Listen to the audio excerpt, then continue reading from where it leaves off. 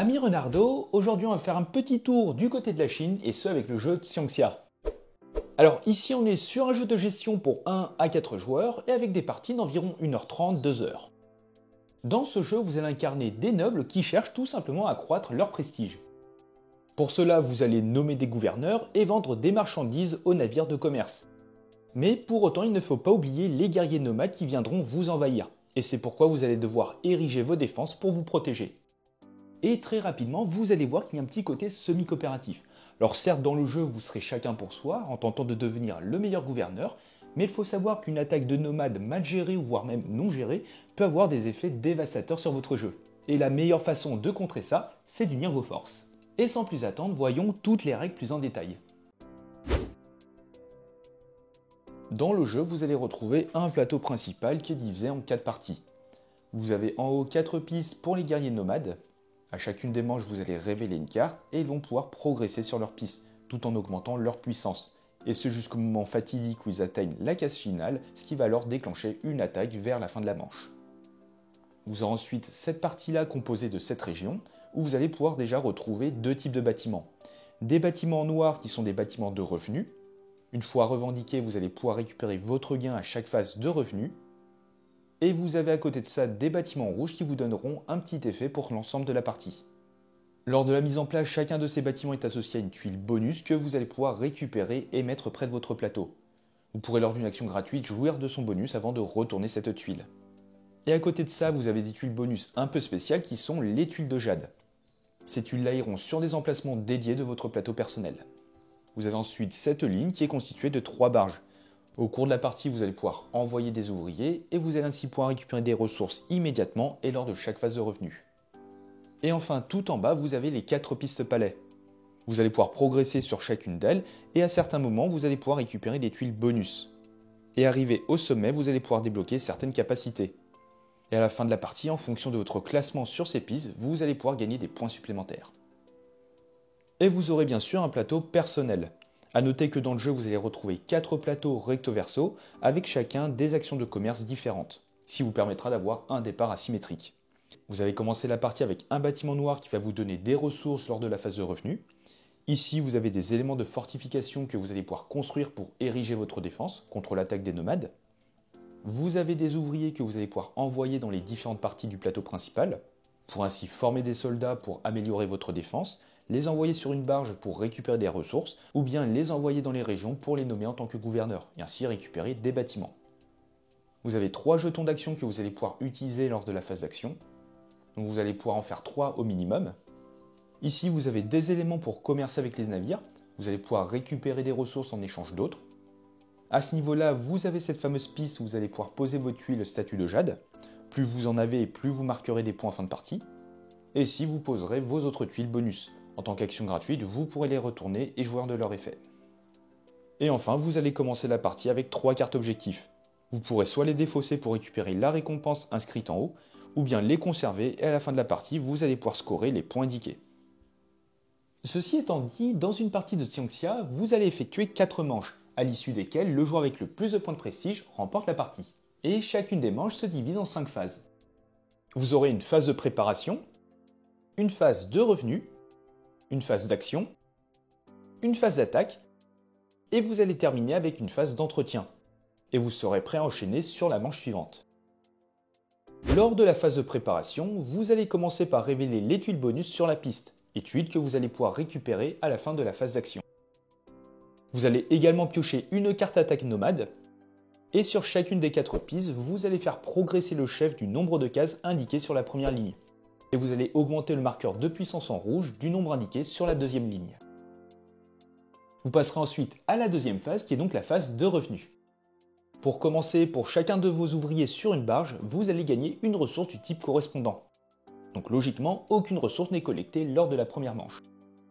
Vous allez également bénéficier des revenus de vos bâtiments noirs. Il faut savoir que vous en avez un au début de la partie sur votre plateau personnel, et vous pourrez en revendiquer au cours du jeu. Et enfin, pour des parties à 2 ou 3 joueurs, excepté à la première manche, vous allez placer un ouvrier neutre sur la gauche de chaque barge. Et cela va pousser les autres ouvriers. Et si jamais un ouvrier d'un joueur tombe à l'eau, celui-ci est récupéré par son propriétaire qui pourra alors le placer sur un emplacement libre à côté d'une action de commerce. Vient ensuite la troisième phase où vous allez effectuer vos actions. En commençant par le premier joueur selon la piste d'initiative, vous allez chacun votre tour effectuer une action parmi 4, et ce jusqu'à ce que tout le monde passe. En plus de cela, vous aurez le droit à des actions gratuites, mais on les voit par la suite. Première action que vous allez pouvoir faire, c'est une action de région. Vous allez choisir l'une des 7 régions possibles et vous allez placer l'un de vos marqueurs. Et attention, vous devrez cependant payer une pièce par autre marqueur déjà présent. Donc ici, je vais devoir payer 2 pièces. Et dans l'ordre de votre choix, vous allez pouvoir faire des choses. Tout d'abord, si vous vous trouvez dans la région de Xiao ou de Yan, vous pourrez bénéficier d'une marchandise ou bien d'une ressource de votre choix. Vous allez pouvoir progresser sur la piste palais associée à votre emplacement. Et vous pourrez nommer un gouverneur. Pour cela, vous allez choisir un bâtiment avec un emplacement encore libre. Et vous allez payer le coût en bois indiqué. S'il y a une tuile bonus, vous pourrez la prendre et la poser près de votre plateau. Et enfin, s'il s'agit d'un bâtiment de revenus en noir, vous pourrez immédiatement récupérer la récompense. Certaines régions vous permettent d'échanger, vous pourrez alors convertir les ressources indiquées en marchandises et ce jusqu'à 4 fois. Et enfin, dans les 3 régions côtières, vous allez pouvoir expédier. Vous allez choisir un navire dans la région sélectionnée avec au moins une case de livraison libre. Vous allez placer un marqueur d'expédition sur l'espace port de cette région et vous pourrez placer autant de cargaisons que vous le souhaitez sur les emplacements libres du navire. Et pour chaque cargaison placée, vous devrez payer le coût indiqué sur la voile pour recevoir la récompense. Vous recevrez également celle de l'emplacement où vous avez mis votre cargaison. A noter que vous ne pourrez pas livrer le bateau qui se trouve dans cette zone, à moins qu'un effet le précise. Deuxième action que vous allez pouvoir réaliser, c'est une action d'armée. Et là, 2 choix s'offrent à vous. Soit vous allez pouvoir fortifier, ou bien vous pourrez former des soldats. Dans le premier cas, vous poserez l'un de vos jetons sur la partie du haut, et vous paierez une pièce par autre marqueur déjà présent. Vous allez pouvoir construire autant de murs et de tours que vous le souhaitez en dépensant la quantité de pierres demandée. Ces constructions, vous pourrez les placer sur n'importe quel tronçon sur leur emplacement dédié. Vous augmenterez ainsi la défense de cette zone de 1 avec un mur et de 2 avec une tour. Vous déplacerez le marqueur en noir pour cela. Et si vous décidez de former des soldats, vous poserez votre jeton d'action sur la case du dessous. Encore une fois, vous allez payer une pièce par jeton déjà présent. Vous pourrez former autant de soldats que vous le souhaitez en dépensant à chaque fois 2 riz. Vous les prendrez alors de votre réserve pour les placer sur la case libre correspondante la plus à gauche du tronçon de la muraille de votre choix. Et ainsi, chaque soldat ajouté va augmenter la défense de 1. Autre action possible que vous allez pouvoir faire, c'est poser un ouvrier sur une barge. Vous allez alors dépenser une pièce, plus une par autre meeple que vous avez sur la barge choisie. Cet ouvrier, vous le placerez le plus à gauche en poussant les autres, et si un ouvrier tombe à l'eau, son propriétaire le place sur un emplacement libre de son plateau personnel, et vous gagnez une ressource indiquée sur la barge.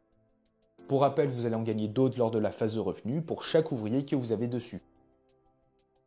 Et juste avant de voir la dernière action, on va passer en revue un peu toutes les actions gratuites. Tout d'abord, vous allez pouvoir défausser l'un de vos 3 jetons d'action pour gagner 2 pièces. Vous pourrez également utiliser une tuile bonus que vous avez récupérée. Une fois la récompense prise, vous allez retourner votre tuile. Vous allez autrement pouvoir défausser l'une de vos cartes objectifs pour gagner tous les avantages indiqués en haut de la carte. Vous pourrez reprendre un marchand de votre plateau pour le remettre dans la réserve.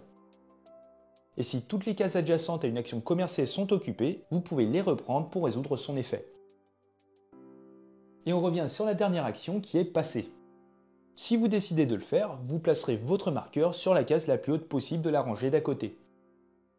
Vous prendrez alors l'une des tuiles bonus disponibles, et si vous avez 1, 3 ou 5 statues de jade, vous pourrez payer des pièces de façon cumulative pour avancer de 1, 2, 3 ou 4 cases sur les pistes palais, et ce répartis comme vous le souhaitez.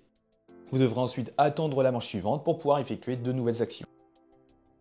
Et dès lors que tous les joueurs ont passé, vous allez passer à la phase d'attaque. Pour cela, vous allez regarder l'emplacement des chefs nomades sur chacune des 4 zones, et pour chaque chef qui a atteint le bout de la piste, aïe aïe aïe, vous devrez résoudre une bataille. Pour cela, vous allez additionner la force de chaque joueur. Pour rappel, les tours valent 2 et les murs et soldats valent 1.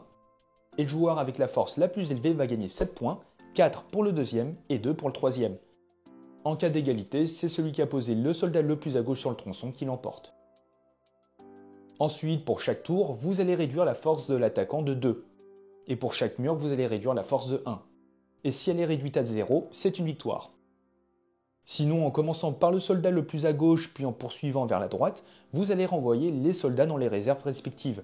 Et à chaque fois, vous allez diminuer la force des nomades de 1. Vous allez répéter ce processus jusqu'à ce qu'il n'y ait plus de soldats ou bien que la force des nomades est réduite à 0. Et chaque fois qu'un joueur récupère l'un de ses soldats, il va gagner 1 point. Si la force des nomades atteint un moment 0, la bataille est gagnée.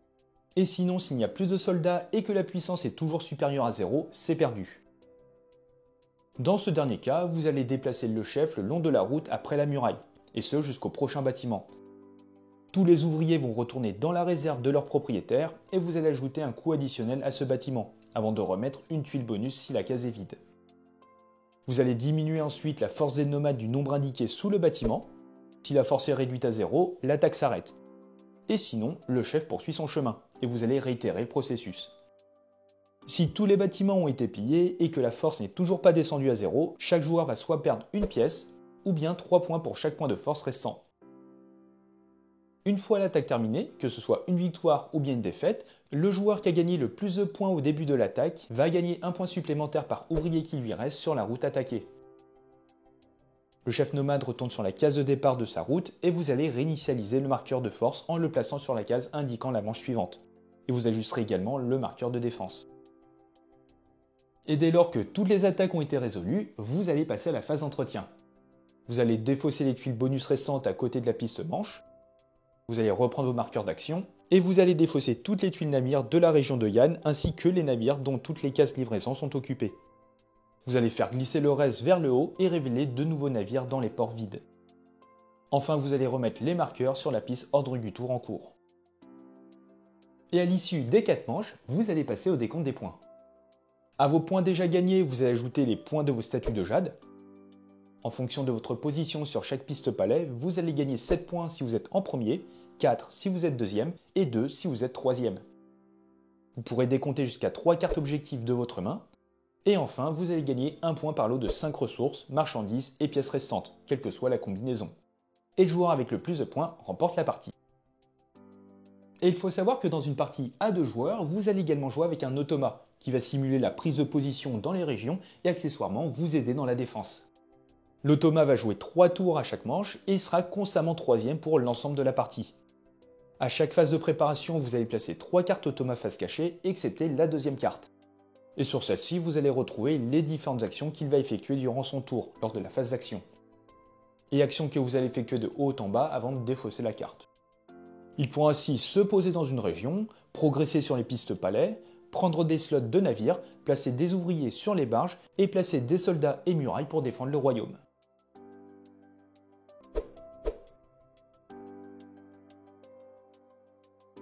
Et voilà les amis, vous savez désormais jouer à Xanxia. Alors n'hésitez pas à me dire ce que vous pensez du jeu en commentaire, et pour ceux qui sont intéressés, vous avez en description le lien pour vous procurer le jeu. Et il ne me reste plus qu'à vous souhaiter une excellente journée, et on se dit à la prochaine. Ciao!